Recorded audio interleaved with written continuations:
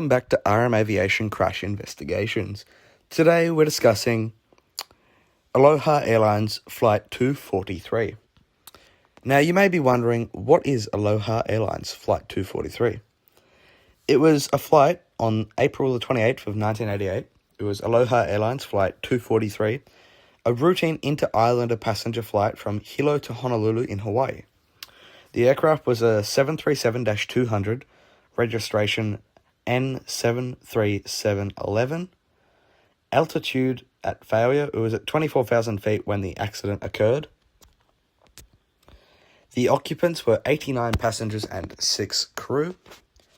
The outcome was an explosive decompression and massive fuselage damage, one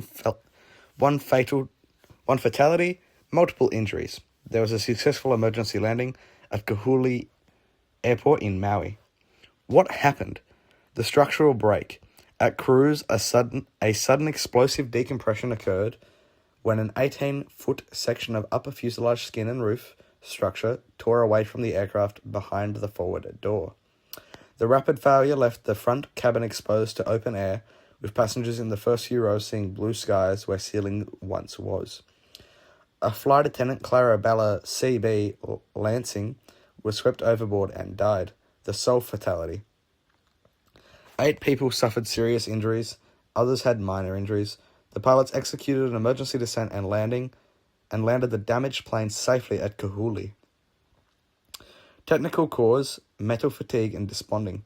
The official NTSB investigation identified the problem cause as failure of maintenance programs to detect the significant desponding and fatigue damage in the fuselage lap joint, the Stinger S10L, leading to the catastrophic skin failure during pressurization.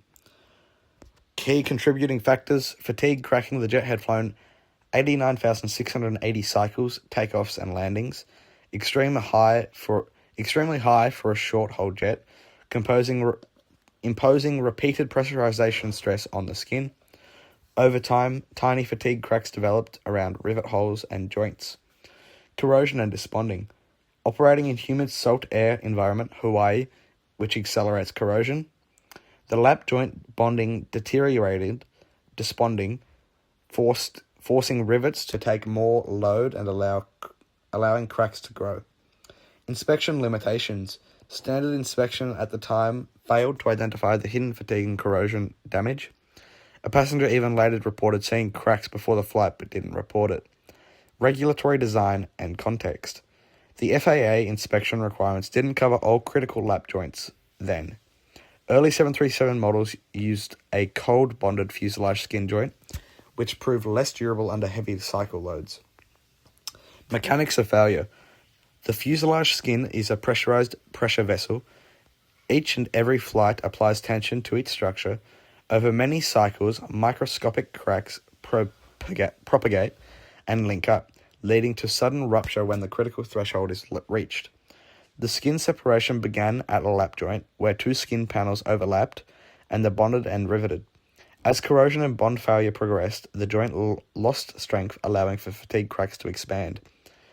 Once enough cracks connected, the pressurized fuselage couldn't contain the pressure differential and blew out the upper side of the fuselage. This type of multiple site fracture fatigue cracking is known as failure mechanicism in aging aircraft. The human and organizational factors. Beyond metallurgy, the accident highlights issues in maintenance culture, insignificant training and inspection rigor, communication oversight, missed services bulletins, and weak regulatory enforcement. One NTSB member even stressed that the failure was an industry-wide, not solely the airline's fault. Emergency handling. Despite catastrophic damages, the crew managed the aircraft through the rapid emergency descent and burn off to Maui.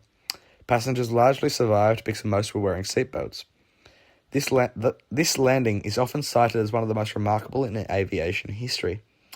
The aftermath and safety impact.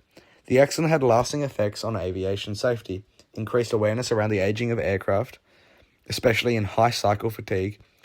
FAA introduced inspection programs including aging aircraft rules and widespread fatigue management, or WFD requirements. Manufacturers revised fuselage joint designs later in aircraft generations. Why this case matters. Aloha 243 is significant because it showed that severe fatigue and failure can occur in routine flight.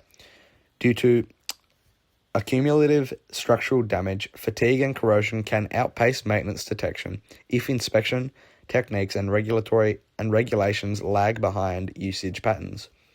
The human factors. The organizational culture and oversight are as critical as mechanical integrity.